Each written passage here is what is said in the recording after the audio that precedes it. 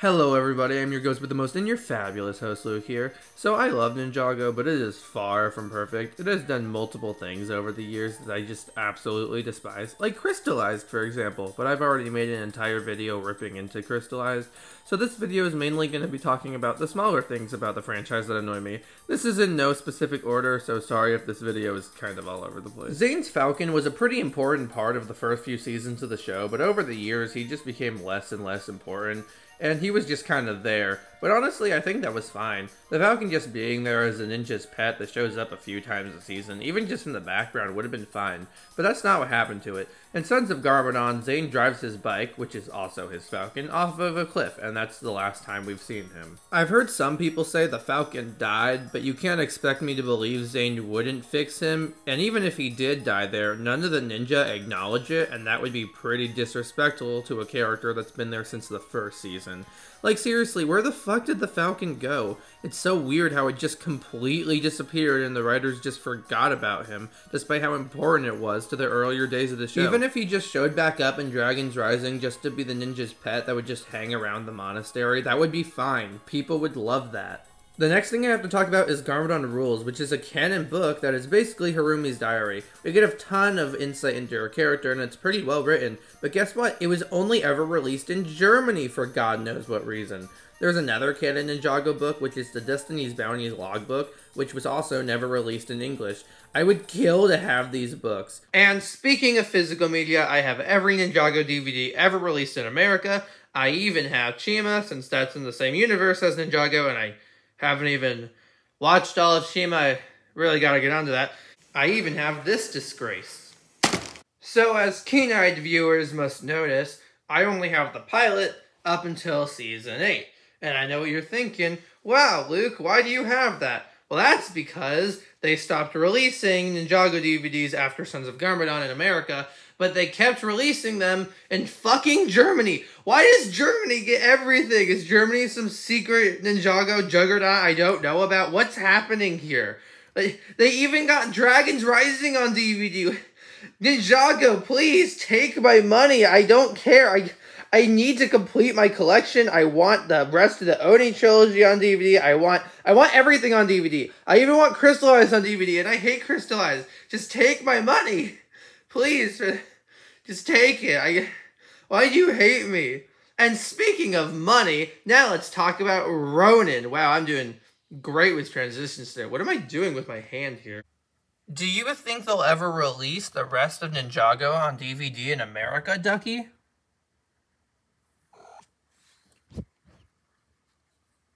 Why do you hate me? I mentioned in my Crystallized video how the show has no idea what to do with Ronin, but what I really want to talk about right now is his introduction. He first showed up in Possession, and the ninja already knew who he was, despite never having showed up in the show before.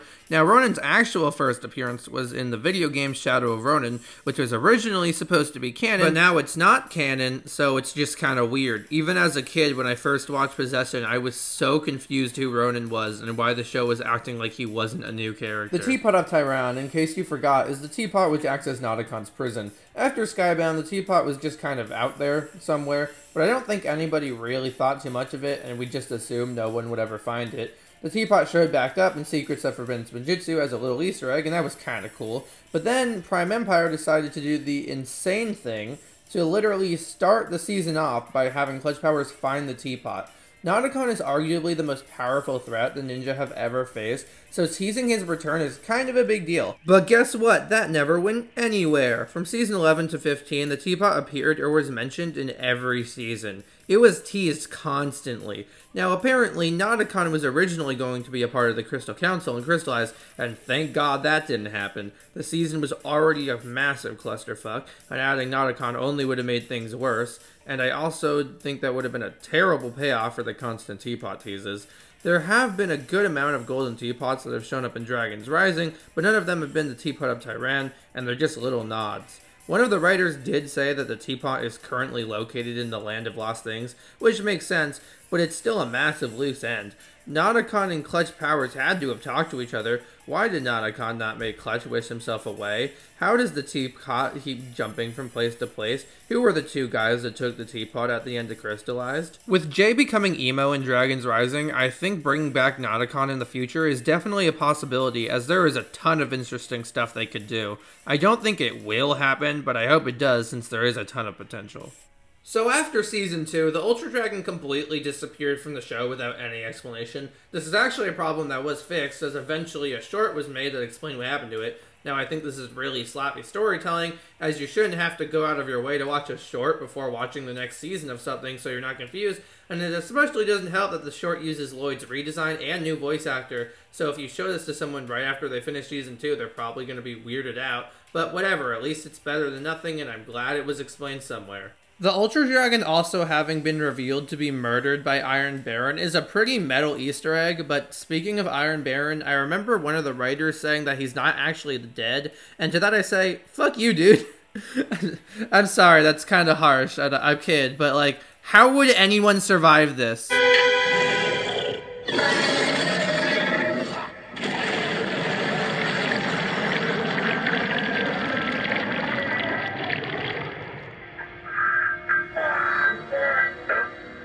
Like, yeah, you can hear him muffling and shit inside of the stone, but he's gonna suffocate, and there's no way anyone is gonna save him with all of the fuck ton of dragons everywhere. I think he's screwed. Anyway, Irojitsu and Elemental Dragons were completely written out of the show after Hands of Time. Now, I honestly have no problem with them being gone, but my problem comes with the fact that the show never even attempts to explain why they disappeared. Like, I remember when watching March of the Oni and Cole was falling, I was literally yelling at my TV, "Cole, you fucking idiot, you can fly!" In 2 different ways, actually. What makes it even more annoying is that they literally had the perfect opportunity to explain it, but just didn't. The canonical reason the ninja look different after Hands of Time is because they messed with time travel. Does that really make sense? No, but it's time travel logic, so who cares? If they were already using time travel stuff and as the excuse for the changes in Sons of Garmadon, they could have just said that the ninja forgot how to use elemental dragons in Ninjutsu for the same reason. It was right there, but they just didn't do it for some reason.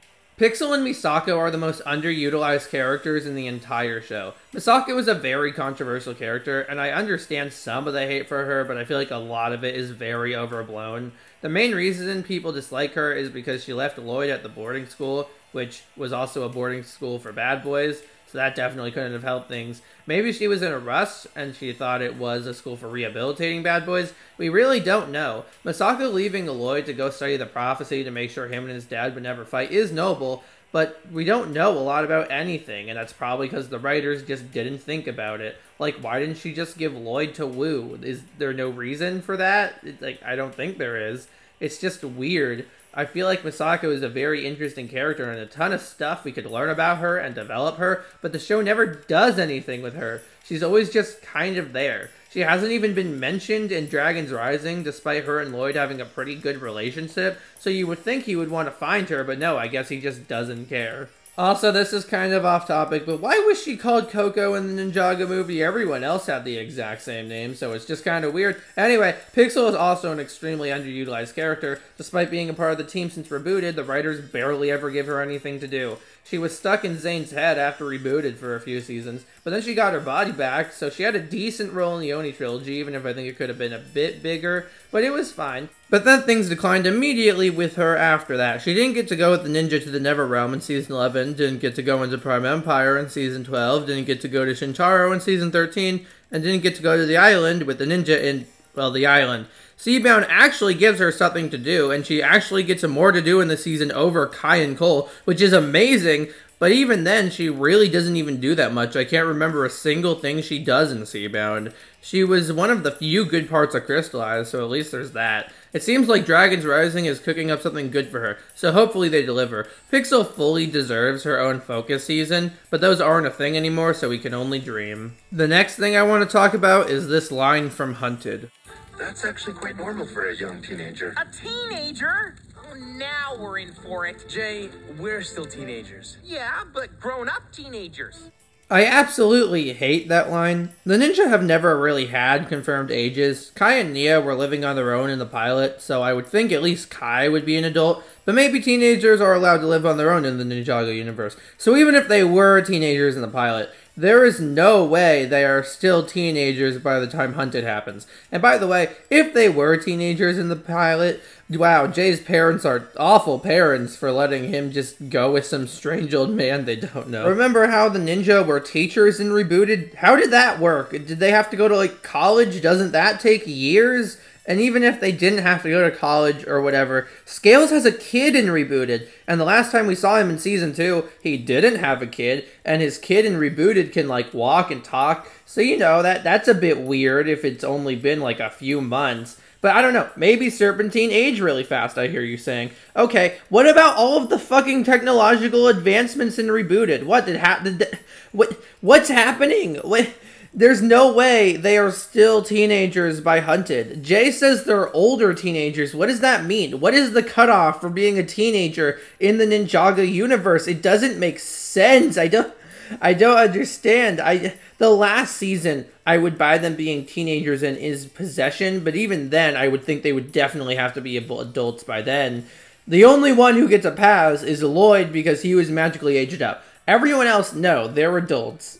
Now, I could honestly go on for longer, like I could talk about how Day of the Departed's amazing premise was wasted on a 45-minute special, and how it definitely should have been a season, or I could talk about Hespera's eyes. Like, I never hear anyone talk about this. Hespera is a Hypnobrai, and Hypnobrai have red eyes with the black swirls, but Hespera has orange eyes for some reason. And what makes this even weirder is that during the flashback in Season 11, she has the correct eyes. She has red eyes when she was younger. Why does she have orange eyes now? It's never explained. It's just so weird. There's also this really odd flashback in Dragon's Rising Season 1 where Lloyd's old design isn't even right, because apparently it's based off the Legacy version, and it's weird. And also, they didn't even bother getting his old voice actor back, and hearing Lloyd's new voice coming out of his old body just kind of ruins the entire scene. It sounds so wrong. And also, everything looks really shiny and glossy for some reason. And in the same episode, Wu's ghost shows up, and he looks like PS2 graphics. Who approved this? This looks awful. Alright, I gotta stop myself before this goes on for hours. I really don't feel like ranting about the canon Ninjago play, because of course that's a fucking thing!